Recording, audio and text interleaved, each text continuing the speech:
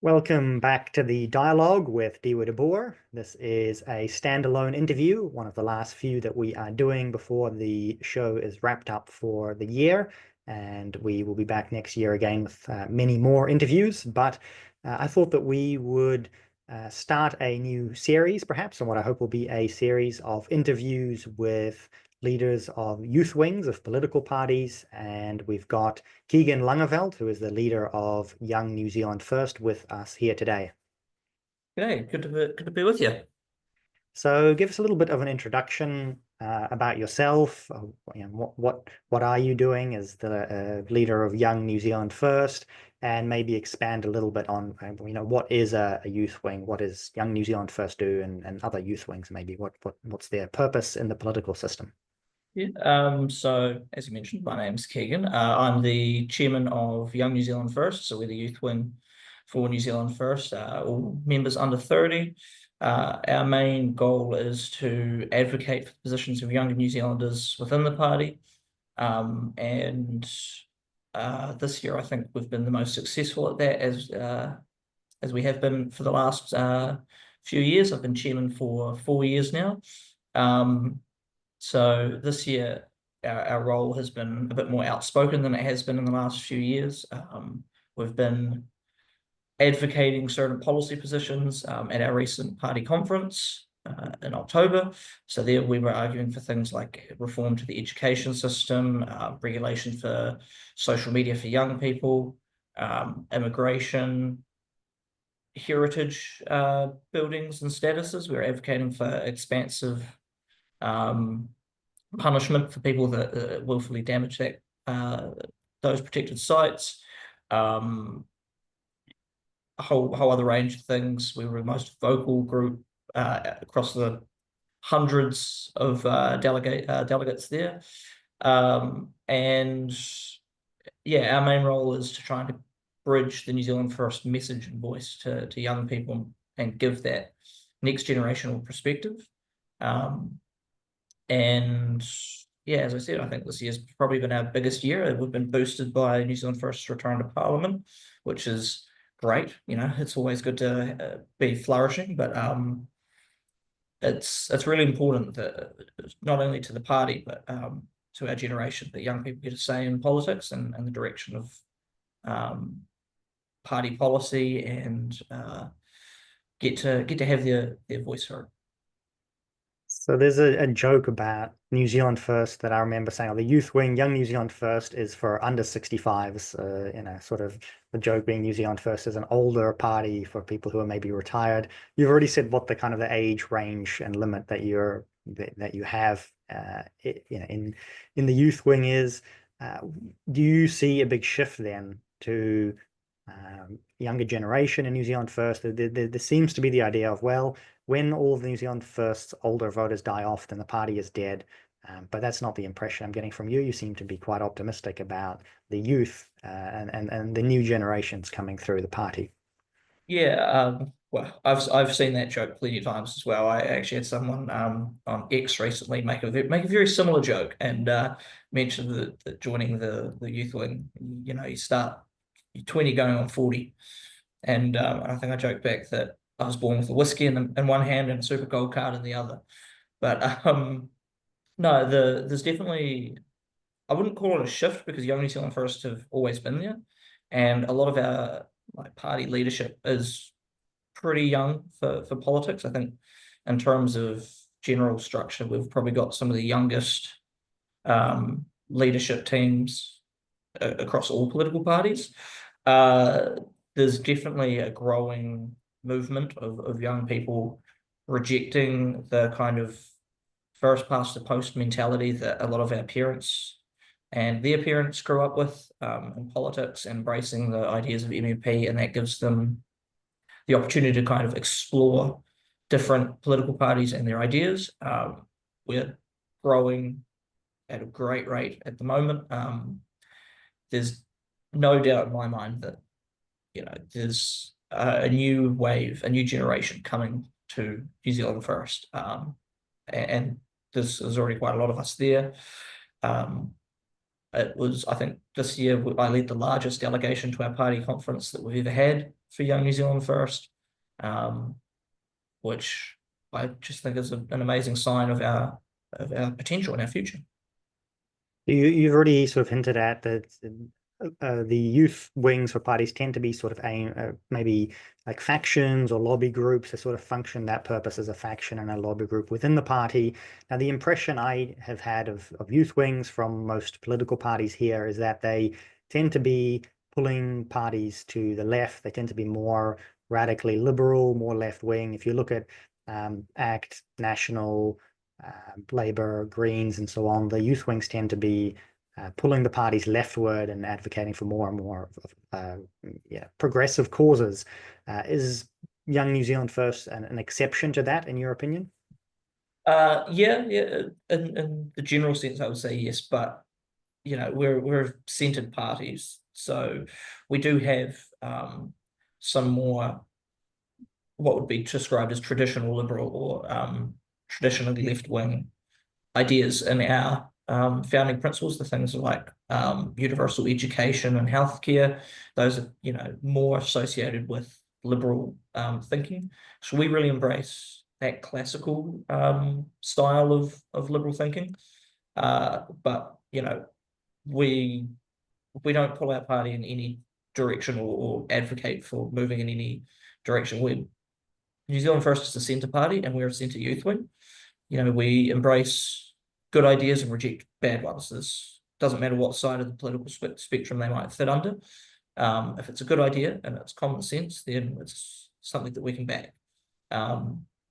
We just try and, I guess, advocate for a different perspective. What will the policies that the party is debating, what impact will that have on a different generation as opposed to the other generations? I think at our party conference this year, the youngest was 16 and the oldest was 93. So we're a very intergenerational party. And I reject the idea that we're more left wing or anything than the general membership. But I would still definitely say it's the case for other parties. Now, one of the issues that New Zealand First has been pushing on has been around restricting puberty blockers and especially access to sex changes for youth, young children, or teenagers, and so on. The Ministry of Health has sort of issued some new guidelines, not particularly restricting it, but it seems like there's a change in tune there, and they're holding a review the next few months. New Zealand First has sort of seemed to be the party advocating for this, dragging along ACT and National, kicking and screaming. What is there an entrance here or a focus on these social issues, on what's often referred to as the culture wars? Is this a big issue for your party and for the youth wing, something that you've really advocated for and something that you're excited to be pushing further? Or do you see it as maybe detracting from what New Zealand First is doing? So, like you said, it's something that New Zealand First have campaigned on. We were hypercritical of it during the campaign. We spoke about the impact that puberty blockers have on young people and the kind of lack of evidence that's now been highlighted in the new Ministry of Health report. So, we really welcome the news. And as you mentioned, there's a review period at the moment. We're hoping to see more restrictions or just progress towards our viewpoint in that space post consultation period. But that's something we'll continue to advocate for. It's at the end of the day, it's about protecting young people, and we don't want to be putting young people through unproven or ineffective procedures in the name of mental health if it's actually not working and it's not doing anything. Wilson's been very clear, we're never an anti-anyone party, but we're about protecting young people looking after all New Zealanders, and making sure that if there's access to any kind of care, whatever that may be for, that it's safe and effective, and there's evidence backing it up. But internationally, that's not the case. More countries are pushing back against the use of puberty blockers. So New Zealand's just another example of that. And I think it'll be very interesting to see what this consultation period comes out with. We certainly know what we would prefer, but Do you think then that New Zealand will ban puberty blockers, or is this going to be an issue that you'll have to continue to campaign on? What's your feel from the inside there? optimistically, I'd prefer a ban, but if it just means more restrictions, then that's a step in the right direction. Something is better than nothing. We can't leave our young people to essentially be experimented on. They're not social experiments; they're human beings. They deserve every opportunity to succeed in life, and if something's hindering that, any restrictions on that is positive. So is Young New Zealand First friendly then in general towards social conservatives and so on? I think youth wings tend to have the impression that they're hostile towards conservatives, young conservatives. You would say, welcome, these people are welcome in Young New Zealand First. Yeah, we welcome anyone and everyone. As New Zealand First overall, we're a very democratic party. I mean, we are one of the only parties that still put up policy ideas to be debated by the members, and there's very few restrictions on what can get through to the floor, and there's no restrictions on who can speak as long as it falls within the rules. So Young New Zealand First echo that. We welcome everyone in, we vigorously debate ideas, and we vote. And then if it lands a certain way, that's the position that we take up. And there's always going to be people that don't agree with everything that a party or a youth wing might do, but at least we know that we're the most authentic about how we make our decisions, the most transparent, and we give everyone a chance to have their voices heard. So yeah, I mean, we welcome in any viewpoint, with the expectation that just because you feel it doesn't mean everyone's going to agree, and it doesn't mean that that's the position we're going to get to. But we'll work to a compromise, something that's works for everyone, incorporates everyone's viewpoint, and I don't think we've had any problems with that approach. Certainly not while I've been around. So I think it's really effective, and no regular ideological purges being conducted then, is what you're saying. No. And we have had one of New Zealand's young MPs get into global news, international news. Hannah Rawiti Mapi-Clark from the Maori Party she's a very young MP, and she did the haka in Parliament, ripped up the Treaty Principles Bill. What impact is that going to have, I guess, for our generation, for younger people in Parliament, when we're seeing this behavior, perhaps a change in approach to politics from these MPs, more so on the left? Are we going to see this kind of representation on the centre and on the right? Do we have younger MPs that are going to be more activist oriented? Are we more of an activist generation? Yeah, so I think first and foremost, it is appropriate to acknowledge that Hannah is an electorate MP. She was, elected by constituents directly, so she's not coming off the list. So she is expressing herself in the way that she thinks best reflects her constituents. I think anyone that saw that haka in Parliament won't deny that it was impressive and powerful. She's clearly a good singer as well, but it's very much done for TikTok views, for grabbing headlines. It's not a perspective that young people should be embracing. We certainly advocate for a different, more traditional approach to politics, and have a respect for the rules of the House, which there's been lots of talk about how the Māori Party don't have that in general. She's voicing her party's positions just as we would hope any other young person in Parliament would, but it's an approach that, I mean, I completely reject, and Young New Zealand First completely rejects. There's far better ways to make your point than radical activism. I mean, we see a bit from the Greens outside of the House as well. Some of their younger members go to the absolute extreme, and get caught up in the craze of activism. But at the end of the day, activism, unless it's a massive social issue the whole country can rally behind, activism doesn't actually achieve that much for people.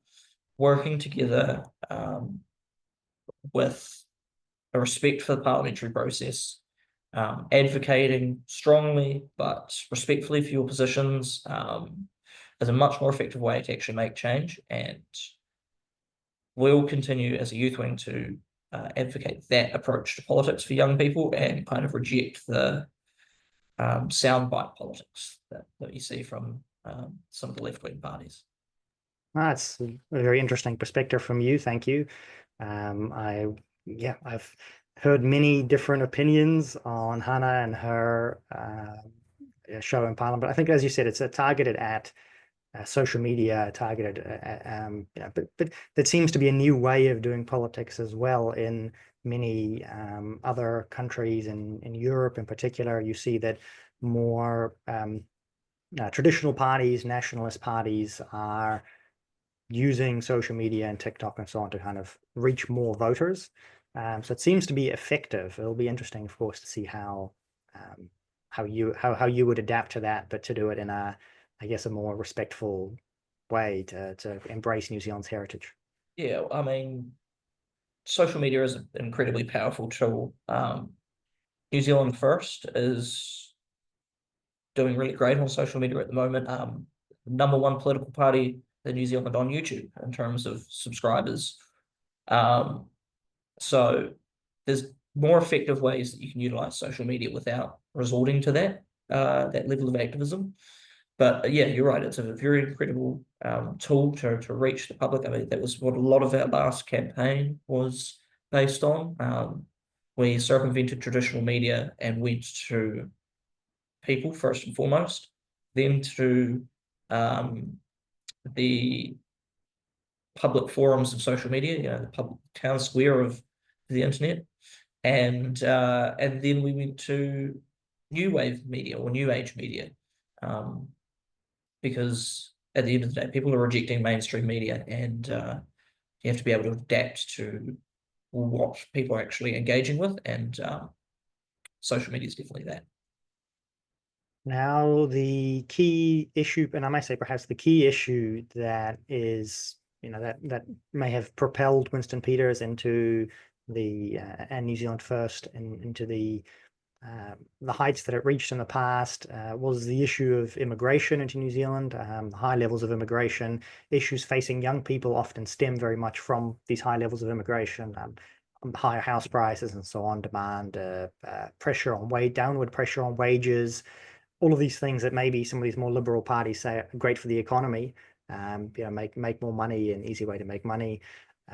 Whereas we've seen how destructive that is for young people trying to get on the property ladder, trying to get on the career ladder. And that has been a very big issue for New Zealand First in the past, but it seemed to kind of have slipped away a little bit in the past, perhaps in particular because National and ACT are very much pro higher numbers of immigration.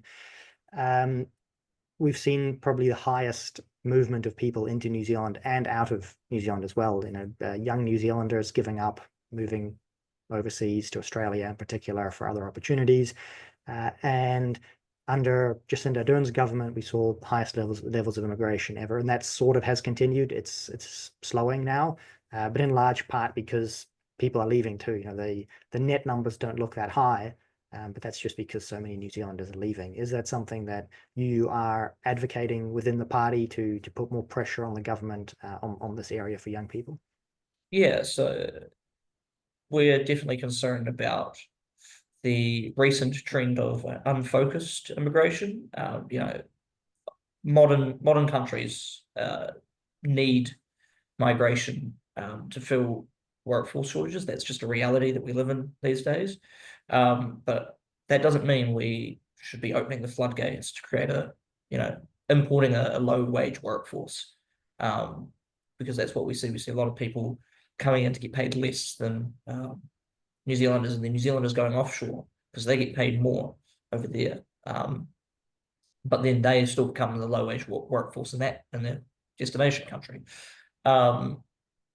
New Zealand First have actually secured a few good immigration commitments in the coalition agreement this time around, including reviewing and addressing the concerns about the unfocused levels of immigration. I believe that for the last 3 months, net migration has been dropping, which is, I guess, overall a positive. It's better than it going up. But you're right, with a lot of people going offshore, so we need to actually make it attractive for them to want to be in New Zealand. One of the biggest things that we see as Young New Zealand First is a lot of our trained, higher education graduates heading overseas. So our approach to that, and this is long-standing party policy that we continue to advocate for, is to have student loan write-off schemes. So if you're bonded to New Zealand in your profession you studied for, we'll trade off a year of work for a year of study, student loan debt. So for every year you work, you get one year of your student loan written off. So that's one important step that we think would help keep young people in the country. But we also have to tackle things like crime, fix our healthcare system, because people aren't going to want to stay in the country if they don't feel safe. If they don't feel safe raising a family here, they'll head somewhere where they do. So I think the government's focus on law and order and the stuff that Minister Casey Costello from New Zealand First is doing in that law and order space, that might help stem the flow. If we've got safer communities for people to grow up in or raise families in, then they might be more hesitant to head off to a country where they've got no roots. They might be more willing to foster their roots here at home. Mm-hmm. Yeah, certainly a case where you want to create a situation as well where the people who have left might come back and be part of New Zealand and contribute to New Zealand again. And especially that would be much better than having high levels of immigration and so on, to have New Zealanders come back home again. And there need to be opportunities for them here. There has to be a reason why they would want to be in New Zealand. And yeah, if you look at, I guess, unfortunately, the image that we're now projecting overseas is kind of a bit of a negative one at the moment from those perspectives, right? And so fixing that, fixing the reality of that on the ground, and then it'll be a case of rehabilitating New Zealand's image to people who have left, New Zealanders who have given up. It would be great to be able to draw those people back home. Yeah, 100%. That's so at our party conference, at the conclusion of it, Winston Peters announced the future fund, $100 billion future fund that New Zealand First want to set up. And that's about investment into the country, large scale projects that are immune from political interference and the changing winds of government. So something like that would create growth, opportunity, workforce needs that we could really promote to bring. We'll keep our young people here and bring people back, particularly from Australia, where a lot of people go over to be tradies. If we're creating well-paid, sustainable jobs for them here, then we might see them returning. So I think if we're looking at how do we attract people back? We have to actually have a very forward-focused thinking, which a lot of people don't tend to have anymore. So I'm really glad to see that New Zealand First is thinking ahead with things like the Future Fund.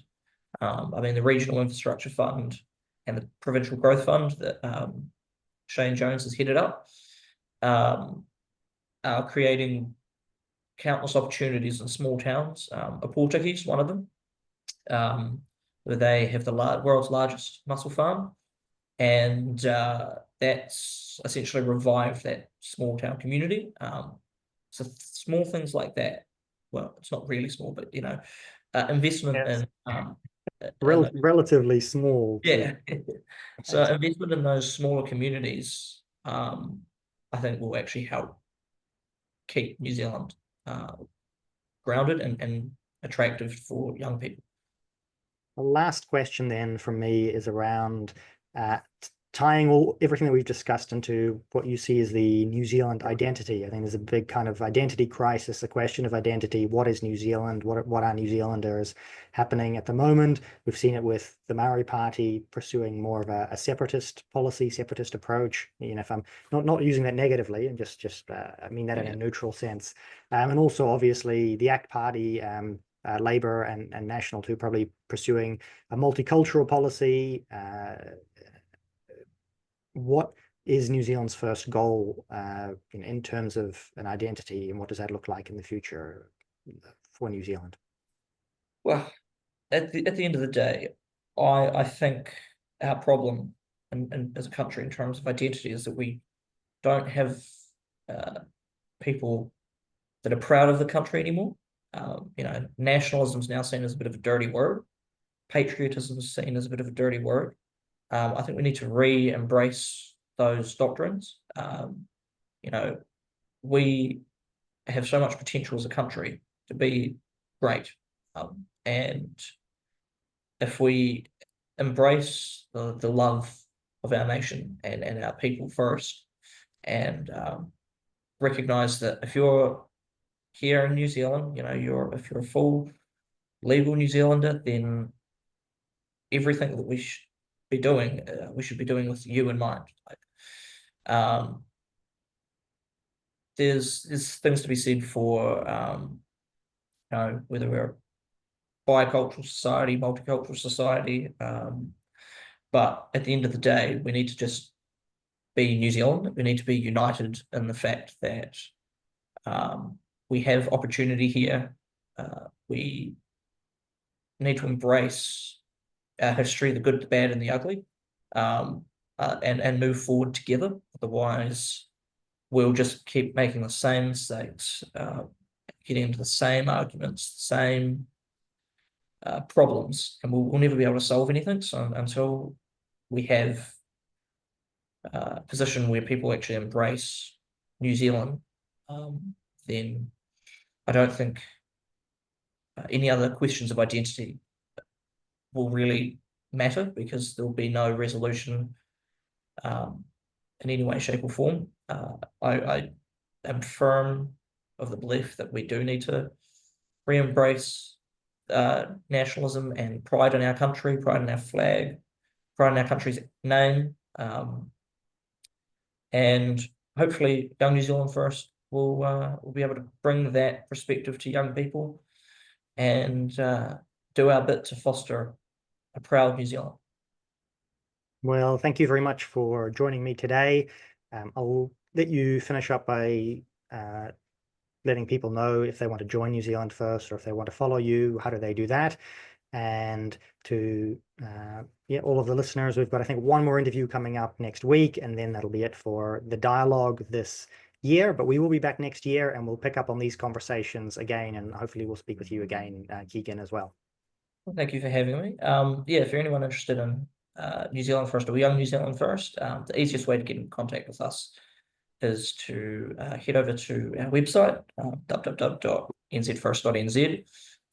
There's a very easy join button there, or email ynzf@nzfirst.nz. And in terms of following us on social media, for New Zealand First, it's either at NZ First or at New Zealand First, and Young New Zealand First is either YNZF or YNZ First. Yeah, it's an exciting time. Thank you for having me.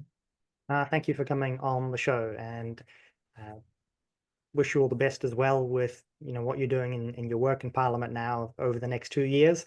It's been good to see some of the progress this past year, just to actually see a coalition government with coalition an agreement that's actually listed, with every item listed out, and to be able to go through it and see, okay, yes, this is being done.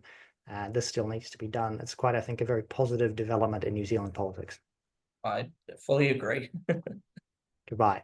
Okay.